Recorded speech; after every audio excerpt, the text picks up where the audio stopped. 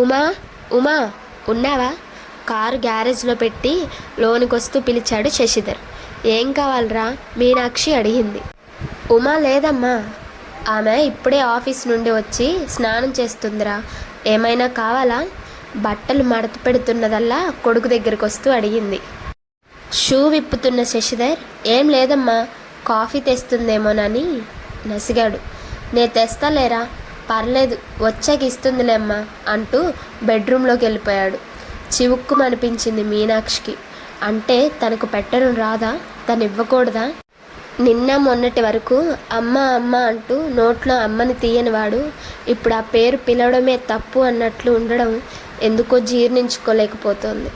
భార్యను పిలవడం తప్పని తాను అనడం లేదు, కానీ నిన్న మొన్నటి వరకు తను కలిపి నోట్లో పెడితే కానీ తిన్నవాడు నీ చేతి ముద్ద అమృతమమ్మ అంటూ మెచ్చుకున్నవాడు తన ఒళ్ళో తల పెట్టుకొని ఎన్నో కబుర్లు ఆఫీస్ విశేషాలు చెప్పినవాడు ఇప్పుడు అలా పిలవడమే అపరాధంగా, ఒకే ఇంట్లో ఉంటున్న అపరిచితుల్లా మాట్లాడటానికి మాటలు రానట్లు కేవలం భార్యనే లోకం అయినట్లు వ్యవహరిస్తుంటే ఎందుకో చాలా ఇబ్బందిగా అనిపిస్తుంది. వారిద్దరూ మంచిగా ఉండకూడదని అనడం లేదు, కానీ ఎందుకో తన ఉనికి తనకే ప్రశ్నార్థకంగా అనిపిస్తోంది.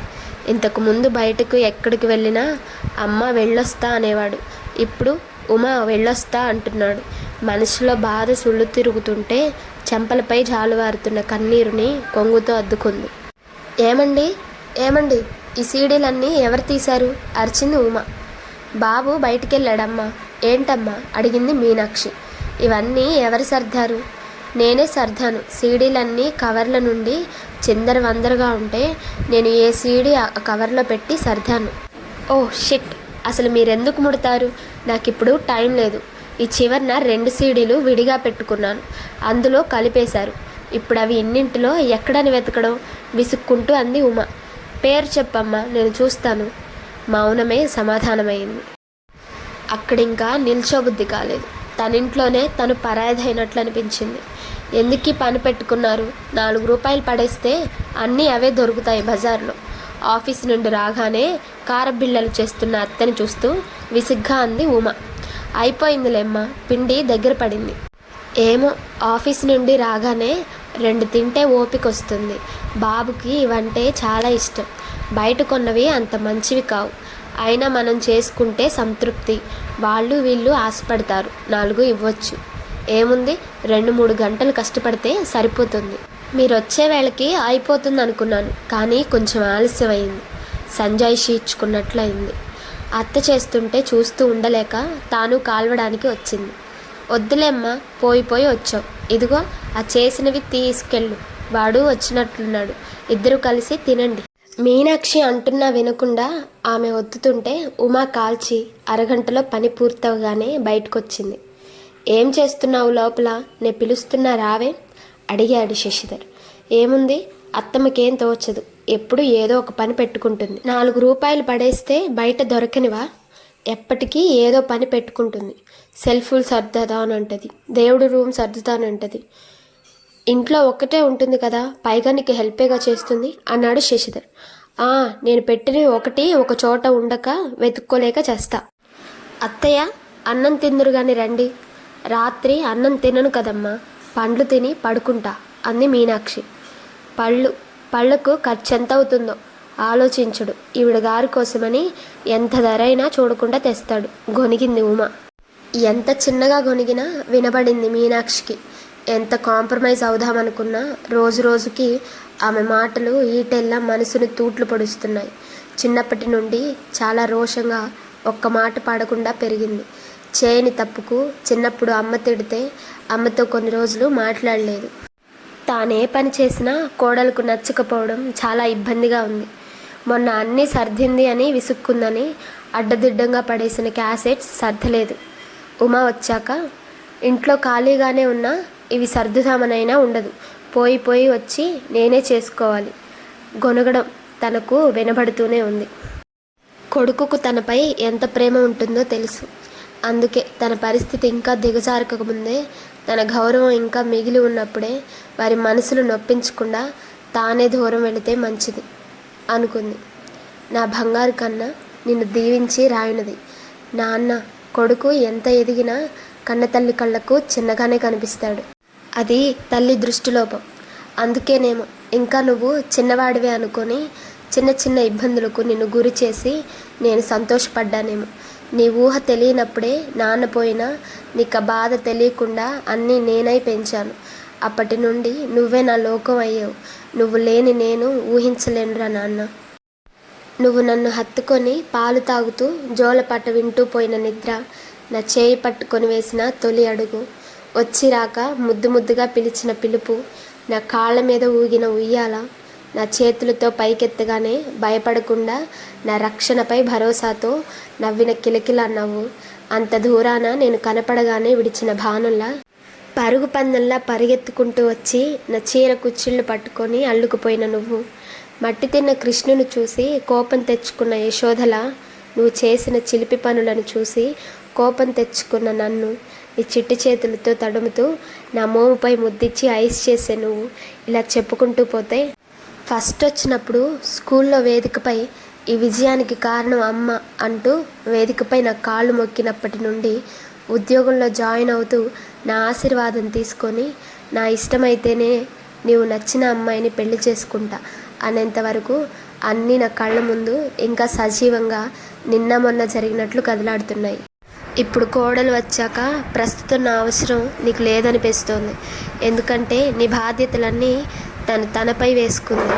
అందుకే గృహస్థాశ్రమం తర్వాత వానప్రస్థాశ్రమం స్వీకరించాలని నీకు చెబితే నువ్వు ఒప్పుకోవని తెలిసి నీకు చెప్పకుండా వెళ్ళిపోతున్నాను. నేను ఇంతకాలం కూడబెట్టిన కొంత డబ్బు తీసుకొని వెళ్ళిపోతున్నాను. నా గురించి వెతకవద్దు. ఈ శేష జీవితం ఆ దేవుడి సేవలో గడపాలని వెళ్తున్నాను. ఎవరడిగినా తీర్థయాత్రలకు వెళ్ళానని చెప్పు. నేను ఎక్కడ ఉన్నా నా ఆశీస్సులు మీ ఇద్దరికీ ఉంటాయి. మళ్ళీ నీ కడుపులో నాన్న పుడితే అప్పటి వరకు నేనుంటే తప్పక వస్తాను. ఆశీస్సులతో అమ్మ. ఉత్తరం చదవగానే అమ్మ అమ్మ అని గుండెలు అవిసేలా ఏడుస్తూ కుప్పకూలిపోయాడు శశిధర్.